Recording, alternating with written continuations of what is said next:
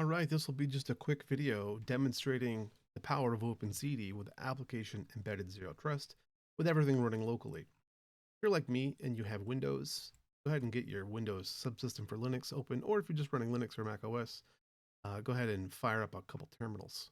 First thing we're going to do is we're going to clone our SDK Python repository. Let's go ahead and clone it. You'll see I'm in the temp directory, and then I can cd to that directory. So I'll do the same in my other terminals, so I'm in the same location. Then you're going to want to find and get the OpenZiti CLI installed. Again, if you're in Linux or Mac OS, you can simply run this particular command. You'll find these commands in the video description as well. Where we'll just go outsource our Ziti CLI functions and run the get Ziti function. Go ahead and do that. Say the binary already exists because I've already downloaded it, and then it'll put it on my path. And so I'll do that on these other windows as well, so that that's there in case I need it. Once that's done, I'm going to start an entire OpenZiti overlay network running locally, an ephemeral network, which will be cleaned up as soon as it's stopped. Let's go ahead and run ZDEdge quickstart. Perfect for a demonstration just like this. It's not a persistent network. It's one to just fool around with. And because it's one to just fool around with, I don't mind telling you the login, which is -u admin -p password. There's also admin -y being the accept the certificates flag. So here we can ZDEdge login to localhost 1280, username admin, password admin, and we're logged in. Now we can do a ZDEdge list identities, and you'll see the one identity from the default admin that comes by default, and our router, our quickstart router that was created when we ran ZDEdge quickstart. Cool. Now we're ready to make two more identities. Make the first identity our server identity. py-server-id is the name of the identity. We'll give it an attribute called server ID so that we'll be able to locate all of our identities that are server identities. And we'll output the token, the JWT or JWT, to a location called py-server-id. We'll go ahead and make that identity now. And we'll do the exact same thing, but we'll make client identity that we'll be able to use our clients in this lower window attaching to our server in the top window. So create an identity called py-client, client ID, output to client-id.jwt. Now we've made two new identities. We can list them. We can see py-server-id, py-client-id as attributes, server ID, and client ID. And we'll see those attributes in use in a minute. Next thing we need to do is we need to enroll that token, create a strong identity. JSON file is the output of this command. So we'll run another Python command since we're in the Python sample. We're going to run Python -m OpenZiti, enroll, pass the JWT that you want to enroll, and then where you want the output file to go to. So I've enrolled the server. Now I've enrolled the client. We look at our files, we'll see we have two new files, py-server-id, py-client-id. Perfect. Now we need to make a service for some samples. Make service for our echo service. The echo service will return whatever you send it in your client. And we'll see that in a minute. So ZDEdge create a service, py-echo service, and we're going to give this service an attribute of Python samples so that we can find all of our services that are meant to be Python samples. We're going to go ahead and make a Flask service example too, and you'll see we give it the same attribute, Python samples. Cool. All right, now we have two identities, we have two services, and we need to authorize an identity to bind or to become a server or host a service. We do that using a service policy. So ZDEdge create service policy, service bind policy. This is the name of the policy. Bind, the type of the policy.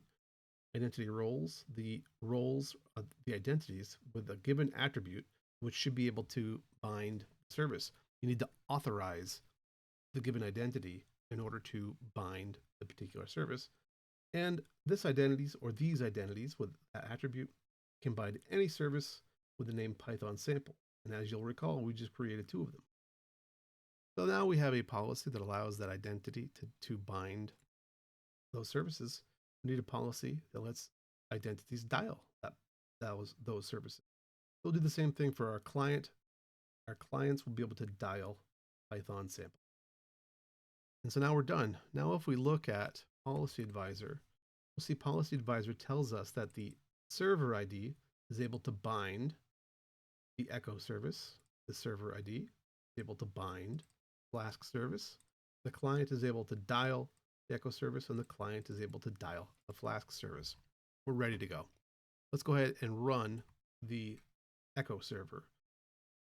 We'll run Python. Make sure you're in the samples folder. Python, cd echo server, Python. Give it the identity that you want to use. Obviously, it needs to be the server identity. If you use the client identity, it will not work. And then tell it the service you want to bind. In this case, py-echo service. Once you're done, you'll see up here a new terminator was created. That terminator tells the overlay network where to send traffic, and that will end and land at this termination point, this application embedded example. You can see we're in the beginning of the accept loop. Now in this bottom terminal, I can run the client. Python, cd echo server, client, give it the name of the service, give it the identity that you want to use. And when you're done, you'll see it's now starting to receive. Enter a message. Hi there, I am a client. The server will tell you that it has received data from the client, 23 bytes worth of data, and go back into the receive loop.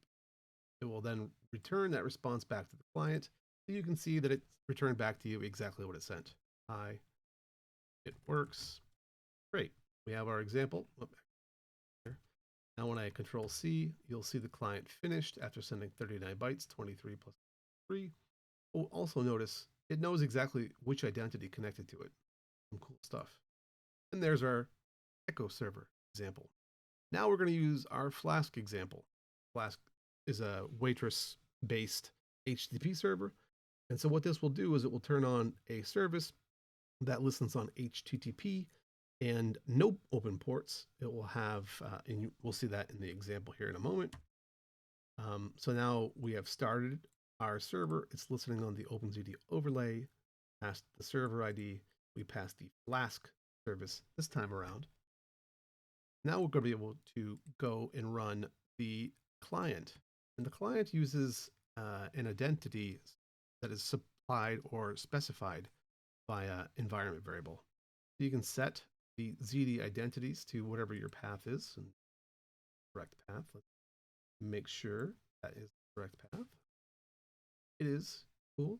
So I have specified my path to my JSON file as opposed to specifying it as an argument. This example shows you how to use Ziti identities. Now we can run the hello, not the hello Flask. This is not.